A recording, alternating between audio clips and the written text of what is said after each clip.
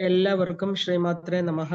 ഒരു 60-70 വയസ്സാവുമ്പോൾ അവർക്ക് സന്യാസത്തിന് മുമ്പേ ഒരു ജീവിതം, ലൗകിക ജീവിതത്തിൽ നിന്ന് എല്ലാ ഇതിലും ഒരു വിട്ടു നിൽക്കണം. അതിനെയാണ് വാനപ്രസ്ഥം എന്ന് പറയുന്നത്. വനത്തിൽ പ്രസ്ഥാപിക്കുക, നമ്മുടെ ഉള്ളിലുള്ള വനത്തിലോട്ട്, നമ്മുടെ ആശ്രമത്തിലോട്ടുള്ള ഒരു പ്രവേശനം അതുണ്ടായിരുന്നു പണ്ട്. അത് കഴിഞ്ഞ് എല്ലാം ത്യജിച്ച് അവര് തിരിച്ചുള്ള യാത്രയ്ക്ക് മനസ്സുകൊണ്ടും ശരീരം കൊണ്ടും ഒരു തയ്യാറെടുക്കുമായിരുന്നു. ഇന്ന് അതല്ല. തിരക്കിട്ട ജീവിതത്തിൽ 90 വയസ്സ് വരെയും ജോലിയാണ്. ജോലിയില്ലെങ്കിൽ ബോറടിയാ. കൊച്ചു കുഞ്ഞിന് ജനിച്ച കുട്ടി, 5 വയസ്സുള്ള കുട്ടി പറയാ ബോറടിക്കുക. എപ്പോഴും ബോറടിക്കുന്നു, ജീവിതം വിരസമാകുന്നു, സുഖങ്ങളൊക്കെ പെട്ടെന്ന് നശ്വരങ്ങളായി തീരുന്നു. എന്തുകൊണ്ടാണെന്ന് ചോദിച്ചാൽ ഈ ജീവിതത്തിലെ ഒരു ലക്ഷ്യബോധം, യഥാർത്ഥത്തിൽ സന്തോഷം തരുന്ന ഉപാധിയെ കുറിച്ച് അറിവില്ലാതെ പോകുന്നതുകൊണ്ടാണ്. ആ ഒരു ജീവിതത്തെ ലക്ഷ്യത്തിലൂന്നി ജീവിതത്തിന്റെ പടവുകള് പടിപ്പടിയായിട്ട് കയറി പോകുന്ന ഒരു രീതി നമ്മുടെ ഭാരതത്തിൽ ഉണ്ടായിരുന്നു. ഓരോന്നും ആസ്വദിച്ച് ബ്രഹ്മചര്യം പഠിക്കുക മാത്രമാണ് ഒരു കുട്ടിയുടെ ലക്ഷ്യം. പഠിച്ച് നല്ലൊരു ബേസ് ഉണ്ട്. പഠനം, ഈ ആധ്യാത്മിക പഠനം കൂടെ ചേർന്നതായിരുന്നു പണ്ടത്തെ ബ്രഹ്മചര്യം. അത് കഴിഞ്ഞ് നല്ലൊരു ഉറപ്പുണ്ടായിട്ട്, ജീവിതത്തെ കുറിച്ച് നല്ലതായിട്ട് അറിഞ്ഞ്, ആത്മീയമായിട്ട് നല്ലൊരു അടിത്തറ ഉണ്ടായിട്ടാണ് അവർ ഗാർഹസ്ഥ്യത്തിലേക്ക് പ്രവേശിച്ചിരുന്നത്. അങ്ങനെയുള്ള അച്ഛനമ്മമാർക്ക് നല്ല കുഞ്ഞുങ്ങള്, ആ കുട്ടികളെ എങ്ങനെ വളർത്തിക്കൊണ്ടുപോകണമെന്ന് അച്ഛനും അമ്മയ്ക്കും അറിയാം. അവരുടെ ലക്ഷ്യം എന്താണ്? ആ കുട്ടികളെ നല്ലതായിട്ട് വളർത്തുക, അല്ല പണം ഉണ്ടാക്കലല്ല. ആരുമായിട്ട് അറ്റാച്ച്മെന്റ് ഇല്ലാതെ ഞാൻ എൻ്റെതെന്നുള്ള ഒരു കൂടിനകത്ത് അവർ അടച്ചിരുന്നില്ല.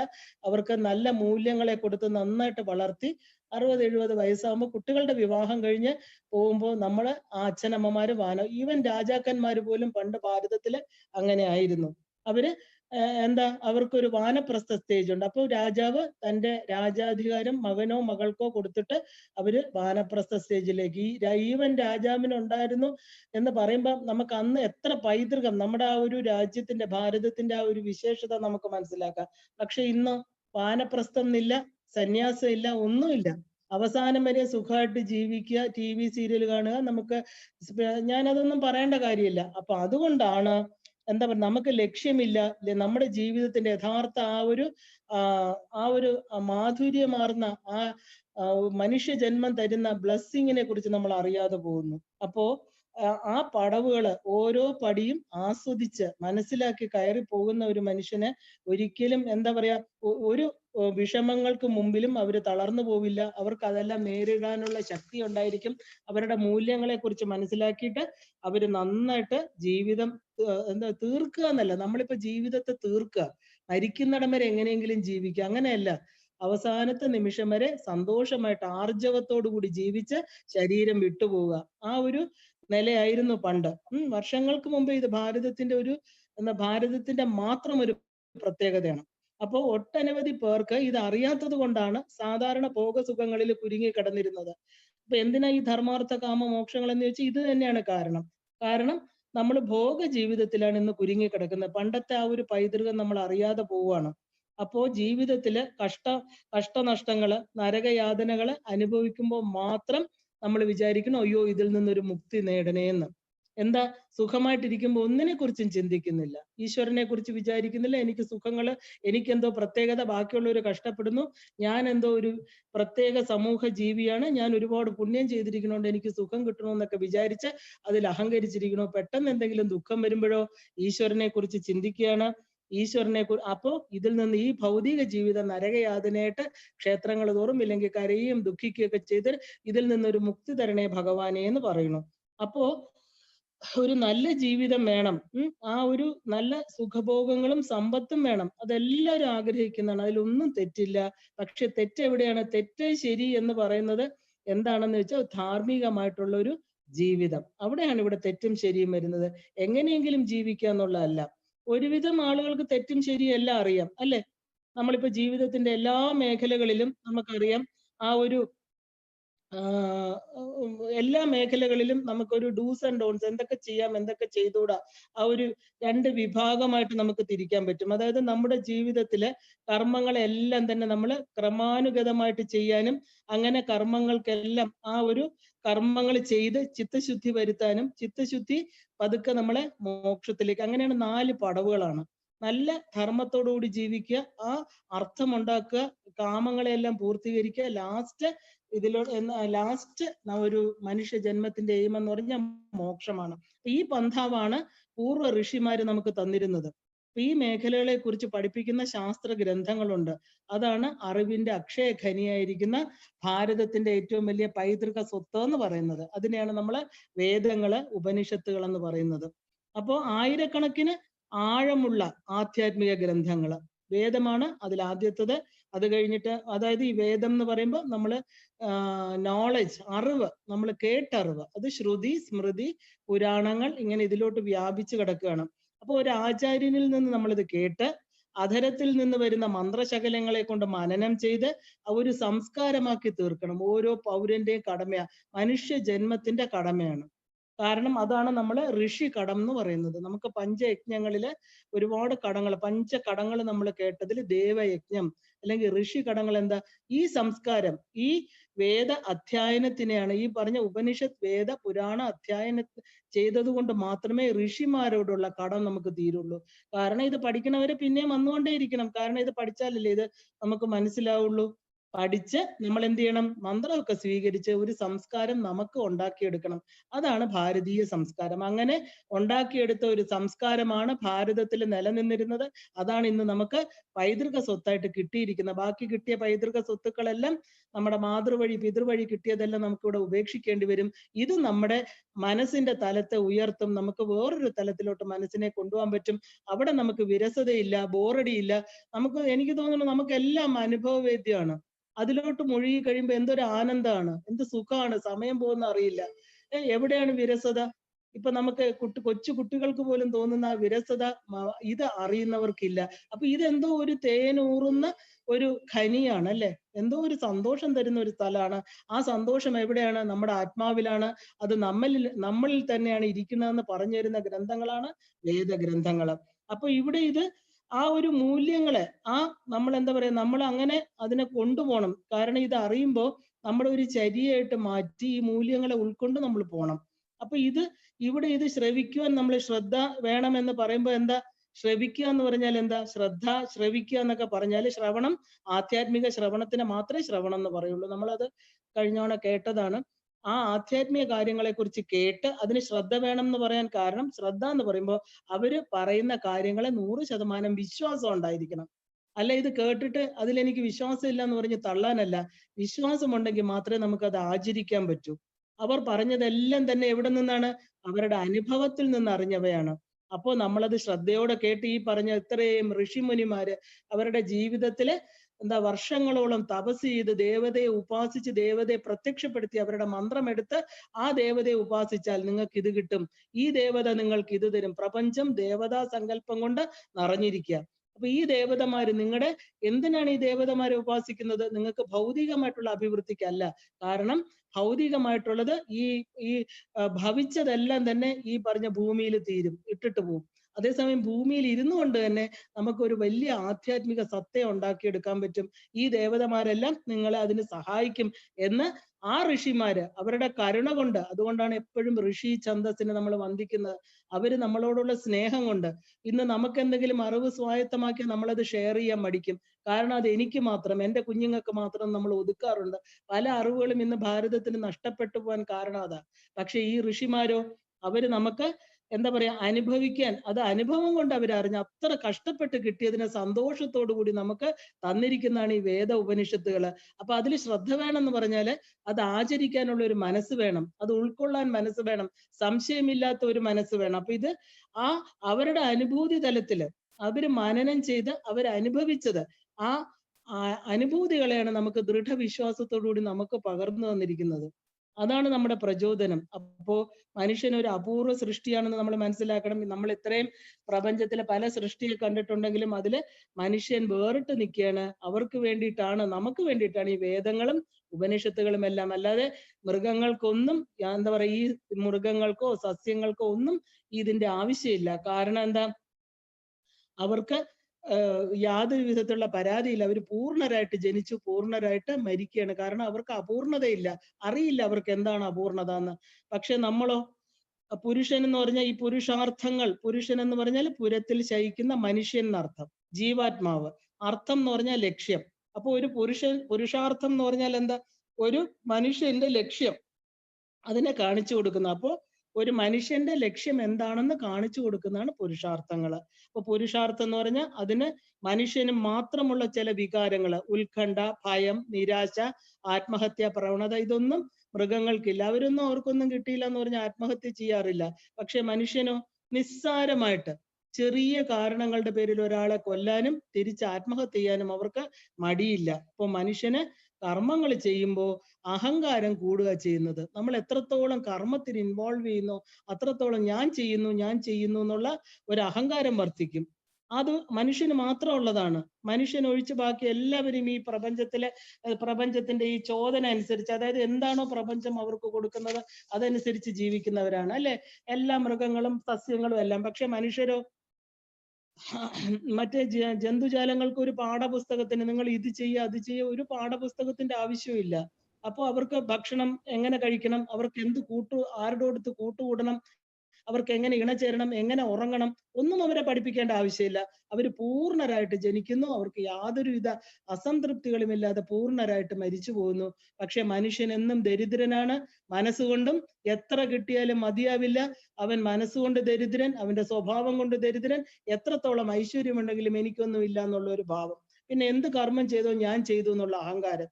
അപ്പോ ഈ മനുഷ്യ ജന്മത്തിന്റെ ശ്രേഷ്ഠത അറിയാതെ പോവാണ്. കാരണം എന്താ പറയാ, മൃഗങ്ങളെക്കാൾ നമുക്ക് ദുഃഖപൂർണം. നമ്മൾ പറയുന്നു മനുഷ്യജന്മം ശ്രേഷ്ഠെന്ന്, മൃഗങ്ങളെക്കാൾ ഉയർന്നതെന്ന് പറയുന്നു. പക്ഷെ മനുഷ്യജന്മമാണ് ഏറ്റവും ദുഃഖപൂർണം. അതാണ് എപ്പോഴും, അവർക്കാണ് എപ്പോഴും ദുഃഖങ്ങൾ. അവരാണ് രോഗികളായിട്ട് തീരുന്നത്. അവർക്കാണ് മരുന്ന് വേണ്ടത്, മനസ്സിനും ശരീരത്തിനും. എന്താ ഇതിന് കാരണം? അവന്റെ ജീവിതം ഒരു വൈരുദ്ധ്യമായിട്ട് തീരുകയാണ്. അപ്പോൾ മനുഷ്യജന്മത്തിന്റെ ശ്രേഷ്ഠത മനസ്സിലാക്കാത്തത് തന്നെയാണ് ഇതിന് കാരണം. മനുഷ്യനേക്കാൾ കാഴ്ചശക്തിയുണ്ട് കഴുകന്, ഘ്രാണശക്തിയുണ്ട് പട്ടിക്ക്, കാഴ്ചശക്തിയുണ്ട് രാത്രി പൂച്ചയ്ക്ക്. ദേശാടന പക്ഷികള് 3000-ലധികം കിലോമീറ്റർ പറന്നു വരും അതിന്റെ ഭക്ഷണത്തിന് വേണ്ടിയിട്ട്.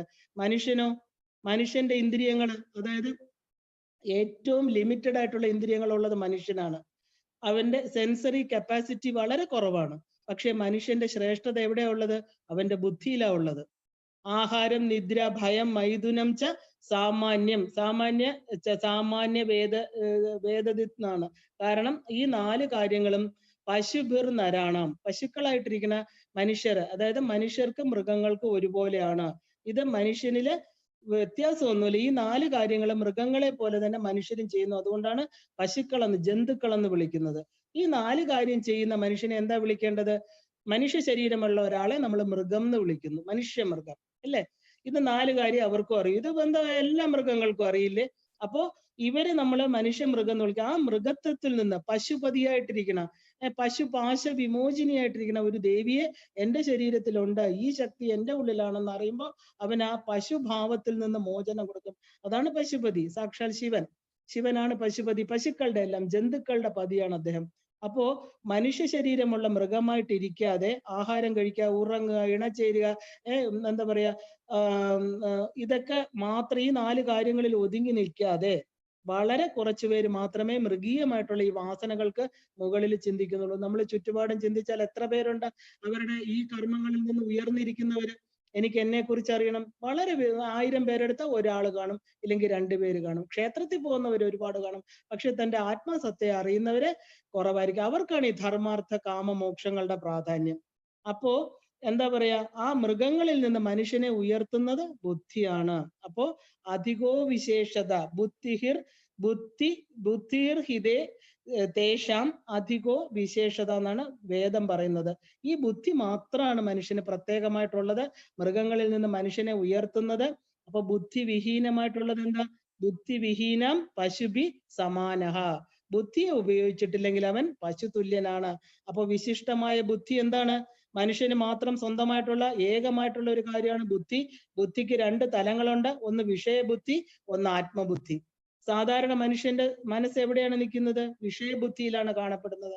മനുഷ്യൻ ബാഹ്യലോകത്ത് നിന്ന് ഒരിക്കലും അന്തർലോകത്തേക്ക് ആ ബുദ്ധിയെ കൊണ്ടുവരാറില്ല. കാരണം ജീവിതം മുഴുവനും ശരീരവുമായിട്ട് ബന്ധപ്പെട്ട വസ്തുക്കളുമായിട്ട് ചെലവഴിച്ച് ജീവിതം കടന്നു പോകുന്നു. നമ്മളുമൊക്കെ അങ്ങനെ ആയിരിക്കാം. ജന്മങ്ങൾ അങ്ങനെ കടന്നു പോകുമ്പോൾ ആ ജീവിതത്തിൽ ഒരു വൈശിഷ്ട്യം ഉണ്ടാകുന്നത് എന്താണ്?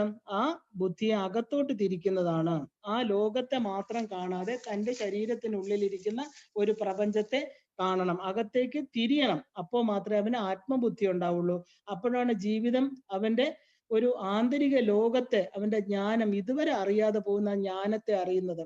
അപ്പൊ ബാഹ്യത്തിൽ പലതും നേടി, ആധുനിക ശാസ്ത്രത്തിന് പലതും നേടിക്കൊടുത്ത് അതിന്റെ ഗുണഭോക്താക്കളായിട്ട് നമ്മൾ വർത്തിക്കുന്നുണ്ട് ഒരുപാട് പേര്. അതിനെയാണ് സയന്റിസ്റ്റ് എന്ന് പറയുന്ന കണ്ടുപിടുത്തങ്ങള്. ഇതൊക്കെ എവിടെയാണ്? ബാഹ്യ ലോകത്താണ്. അപ്പൊ ബാഹ്യ ലോകത്ത് സുഖങ്ങളെല്ലാം ക്രമപ്പെടുത്തി നമ്മൾ ജീവിതം സുഖമായി എന്ന് വിശ്വസിച്ച് നീങ്ങുകയാണ്. എല്ലാം സുഖമായി. പക്ഷെ ഇവരെ നമ്മൾ എന്താ വിളിക്കണ? മെറ്റീരിയലിസ്റ്റ്. അവരാണ് മെറ്റീരിയലിസ്റ്റ് എന്ന് പറയുന്നത്. അപ്പോ ബാഹ്യത്തിൽ ജീവിക്കുന്നവർ ബാഹ്യത്തിൽ തന്നെ ആയിരിക്കും മരണം വരെ. ഐൻസ്റ്റീൻ, നമ്മൾ വലിയ വലിയ എത്രയോ പേരുടെ കഥകൾ കേട്ടിട്ടുണ്ട്. അവസാനം അവർ എന്തിനെ കണ്ടെത്തേണ്ടിയിരുന്നു? അവരെല്ലാം ഒരു പൊള്ളയായ മനസ്സുമായിട്ടാണ് ഈ ശരീരം വിട്ടുപോകുന്നത്. ഒരുപാട് കണ്ടുപിടുത്തങ്ങൾ അവർ കണ്ടുപിടിച്ചു. പക്ഷെ അവർ പറഞ്ഞു ഞങ്ങൾക്ക് ഞങ്ങളെ അറിയാൻ സാധിച്ചിട്ടില്ല. അപ്പോ ആ അന്തർലോകത്ത് പോയി പല വിജ്ഞാനങ്ങളും കണ്ടെത്തിയവരാണ് ഭാരതത്തിന്റെ മനീഷികൾ. അവരാണ് നമ്മുടെ ഭാരതീയ ഋഷീശ്വരന്മാർ. അവരുണ്ടാക്കിയ വിജ്ഞാന ശാഖയാണ് നമ്മുടെ വേദ ഉപനിഷത്തുകള്. അവര് ഉണ്ടാക്കിയ 4 വാക്കുകളാണ് ധർമ്മം, അർത്ഥം, കാമം, മോക്ഷം എന്നുള്ളത്. ആ യഥാർത്ഥമായിട്ട് ഭാരതം ഇന്നും മറ്റുള്ള രാജ്യക്കാർക്ക് ഒരു പ്രത്യാശാ കേന്ദ്രമാണ്. ഇവിടെ വരുമ്പോ എന്തോ സുഖം കിട്ടുന്നു, ഒരു ആത്മസുഖത്തെ അനുഭവിക്കാൻ പറ്റുന്നു. കാരണം വിദേശ രാജ്യങ്ങളിൽ നമുക്ക് ചിന്തിക്കാൻ പോലും കഴിയാത്ത എല്ലാ സുഖ സൗകര്യങ്ങളും ഉണ്ട്. ഒന്നും ചെയ്യേണ്ട, ഒരു ബട്ടൺ അമർത്തുമ്പോൾ പാത്രം കഴുകുന്നു, നമുക്ക് ചൂടുവെള്ളം, പച്ചവെള്ളം, ഒന്നിനും നമ്മൾ പുറത്തു കൊണ്ട് അത്ര സുഖ സൗകര്യങ്ങളുണ്ട്. അവര് എന്തിനെ തേടിയാണ് വരുന്നത്?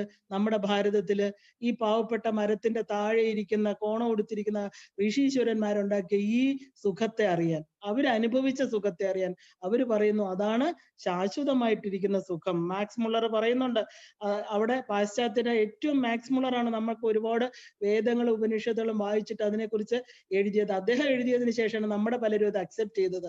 അല്ലാതെ നമ്മുടെ ഭാരതത്തിലുള്ളവർക്ക് അക്സെപ്റ്റ് ചെയ്യാൻ തയ്യാറില്ല. കാരണം വിദേശീയരുടെ ഒരു കയ്യൊപ്പ് വേണം. എല്ലാം വിദേശത്ത് നമുക്ക് നമ്മളെ തിരസ്കരിച്ചുകൊണ്ട് വിദേശീയരുടെ പാദങ്ങൾ സേവിക്കുന്നതിലാണ് ഒരു അടിമത്വം.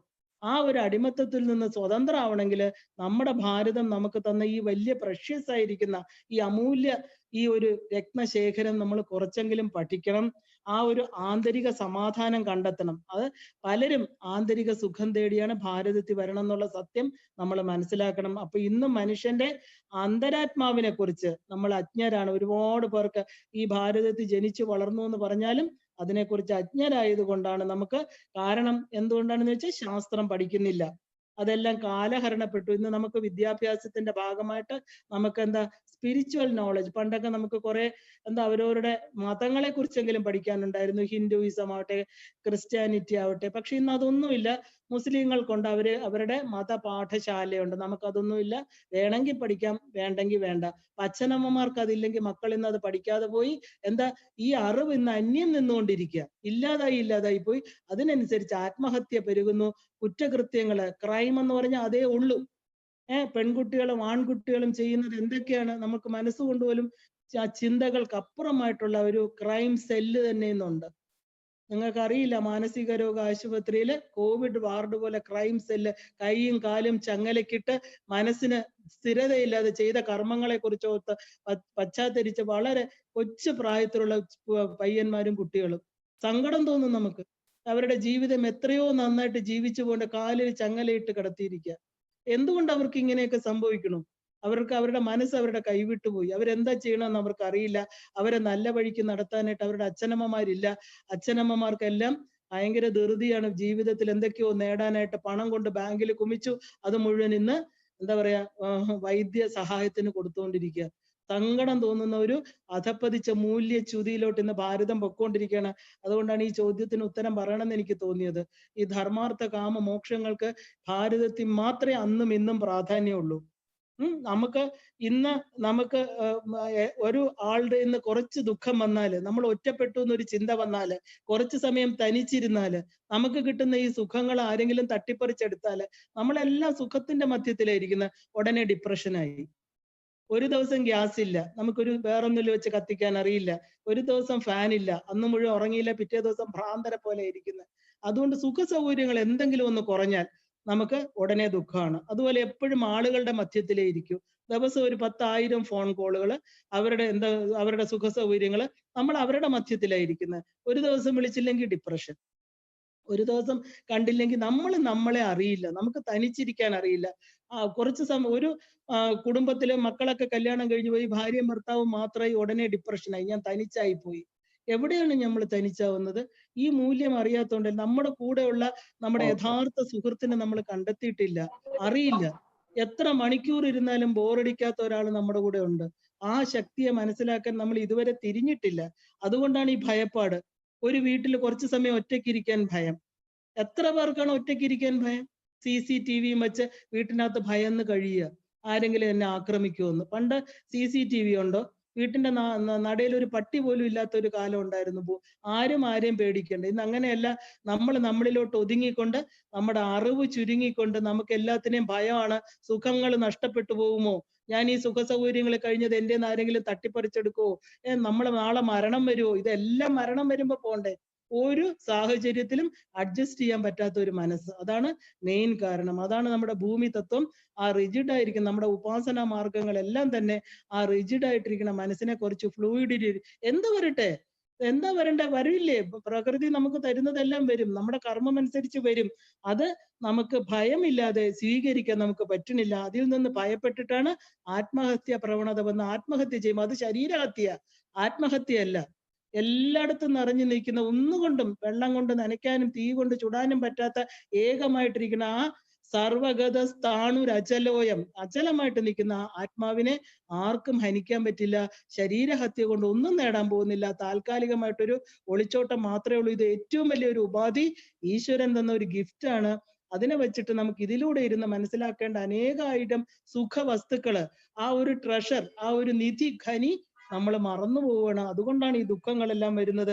വാർദ്ധക്യം വരും, ശരീരം ആരോഗ്യത്തോടെ ഇരിക്കില്ല.